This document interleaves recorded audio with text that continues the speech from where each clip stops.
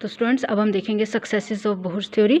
तो सबसे पहला एप्लीकेशन या सक्सेस तो आपको पता लग ही गया बोहर्स थ्योरी का, कि बोहर्स ने एक्सप्लेन की स्टेबिलिटी ऑफ एटम, जो आपको मैंने बार बार बता दी कि एटम इज़ स्टेबल। क्यों स्टेबल है एटम? कि जब इलेक्ट्रॉन न्यूक्लियस के चारों ओर घूम रहे हैं, ठीक है, they are revolving around the nucleus in certain selected circular paths with high speed, लेकिन जब तक एक पर्टिकुलर ऑर्बिट में है एनर्जी इज़ कांस्टेंट। ठीक है, स्टेशनरी स्टेट्स है, इलेक्ट्रॉन घूमेंगे but energy is remaining constant. ठीक है, एनर्जी का एब्जॉर्प्शन हुआ, एक लेवल से दूसरे लेवल को जाएगा, तो जब वापस आएगा तो जितनी एब्जॉर्ब की उतनी ही क्या कर देगा, एमिट। तो मतलब टोटल चेंज एनर्जी में कोई नहीं होगा, absorbed is equal to emitted, तो that is atom is stable. ठीक है, रुदरफोर्ड मॉडल क्या बोलता था? रुदरफोर्ड मॉडल बोलता था कि इलेक्ट्रॉन है वो घूम रहे हैं बस। तो ऑब्वियस है कि जब इलेक्ट्रॉन चार्ज्ड बॉडी हैं वो घूमते हैं, तो घूमते घूमते एक स्टेज पे उनकी एनर्जी का लॉस होना चाहिए, लेकिन यहाँ ऐसा नहीं है। यहाँ ये बोला जा रहा है कि इलेक्ट्रॉन चार्ज बॉडी हैं, घूम रहे हैं, बट एक पर्टिकुलर ऑर्बिट में जब तक हैं उनकी स्टेशनरी स्टेट है, total energy is remaining constant. ये हो गया किसने स्टेबिलिटी एक्सप्लेन की। उसके बाद बोहर्स ने एक्सप्लेन की atomic spectra of hydrogen atom.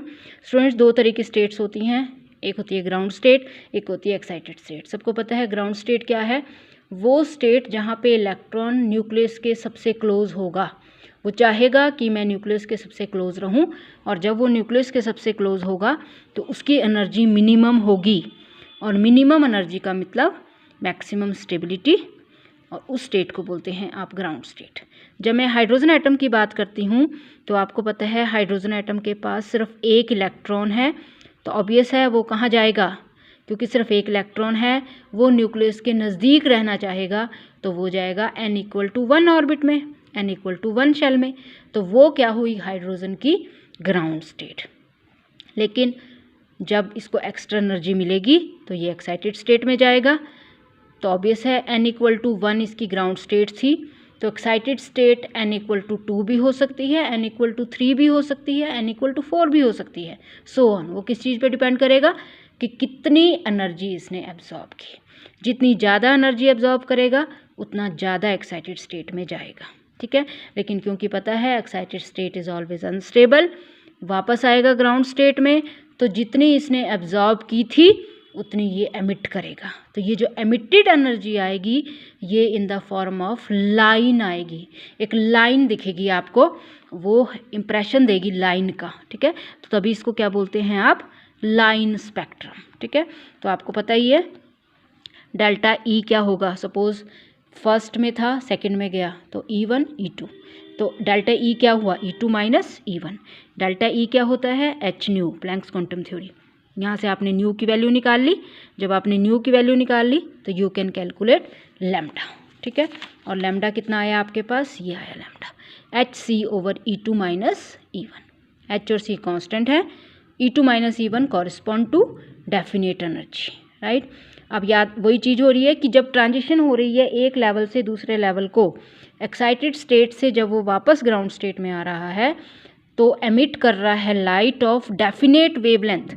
अभी तक मैं एनर्जी की बात कर रही थी, अब आपने उस एनर्जी को काय में कन्वर्ट कर दिया, वेवलेंथ में। तो अब मैं बोलूँगी कि जब एक्साइटेड स्टेट से ग्राउंड स्टेट में आ रहा है तो लाइट ऑफ डेफिनेट वेवलेंथ दे रहा है वो, जो एक लाइन की फॉर्म में अपीयर होगा, और जिसको बोलते हैं आप लाइन स्पेक्ट्रम। तो वो डिपेंड करता है कि एक्साइटेशन कहाँ से कहाँ को हुई। E1 से E2 को हुई तो आपकी लैम्डा ये आई, E1 से E3 को हुई तो वापस जब E3 से E1 को आएगा तो लैम्डा ये होगा। उसी तरह से ये देखो, E1 ग्राउंड स्टेट थी, E2 एक्साइटेड स्टेट हुई, ठीक है, एब्जॉर्ब की, और फिर जब वापस आया तो जो एब्जॉर्ब की थी उतनी एमिट कर देगा। E1 E3, अगर ये ग्राउंड स्टेट थी, यहाँ तक चला गया, वो डिपेंड कर रहा है कि कितनी एब्जॉर्ब कर रहा है। ठीक है, जब ज़्यादा एब्जॉर्ब करेगा तो ज़्यादा तक जाएगा, फिर वापस आएगा तो जितनी एमिट की थी, एब्जॉर्ब की थी, उतनी एमिट करेगा। ठीक है, तो वो डिपेंड करता है कि कहाँ से कहाँ को जा रहा है। अगर E1 से E4 को जाएगा तो जब वापस आएगा तो वेवलेंथ उसके हिसाब से आएगी। तो वेवलेंथ क्या आएगी, hc/E4 माइनस E1। अगर सपोज E1 से E5 तक चला गया तो क्या होगी wavelength, lambda is equal to HC over E5 minus E1। ठीक है, तो वो डिपेंड करता है कि कहाँ से कहाँ को एक्साइट हुआ, तो फिर जब वापस आएगा तो ग्राउंड स्टेट में आएगा। तो ये जो है कि 10 different spectral lines in spectra of hydrogen atom correspond to different transition of electron from low higher level to lower energy level. ठीक है, तो जो डिफरेंट लाइंस आ रही हैं वो इसी बेस पे आ रही हैं कि जब ग्राउंड स्टेट से एक्साइटेड स्टेट को गया, E1 से E2 को गया कि E3 को गया कि E4 को गया।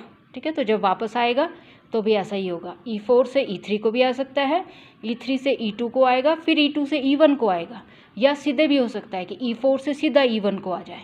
तो अभी ऐसा डिफरेंट लाइंस बनेंगी आपके पास। और साथ में है एक और एप्लीकेशन कि Bohr's theory helps in calculating energy of electron in particular orbit of hydrogen atom. और एनर्जी क्या होती है इलेक्ट्रॉन की, -RH 1/n²। RH is Rydberg constant, n is whole number value 1 2 3। Orbit है जो कि इलेक्ट्रॉन कौन से ऑर्बिट में है, तो RH इज़ रिडबर्ग कांस्टेंट जिसकी वैल्यू होती है 2π² me⁴/h²। ठीक है, ये अभी हमने आगे डिस्कस करना है। ये यहाँ पे अभी आपने सिर्फ फॉर्मूला याद रखना है कि energy of electron according to Bohr's model is -2π² me⁴/h²। अगर nth के लिए निकालनी है तो -2π² me⁴n²/h², n²h²। ठीक है, तो these are the successes of Bohr's theory कि बोहर्स थ्योरी की हेल्प से आप एटम की स्टेबिलिटी एक्सप्लेन कर सकते हो। बोहर्स थ्योरी की हेल्प से आप लाइन स्पेक्ट्रम एक्सप्लेन कर सकते हो हाइड्रोजन का, कि क्यों हाइड्रोजन के स्पेक्ट्रम में लाइंस आती हैं। ठीक है, और दूसरा कि बोहर्स थ्योरी की हेल्प से आप एनर्जी भी निकाल सकते हो इलेक्ट्रॉन की in a particular orbit of hydrogen atom, जो आपके पास है En is equal to -RH, where RH is Rydberg's constant. उसकी वैल्यू क्या होती है 2π² me⁴/h²।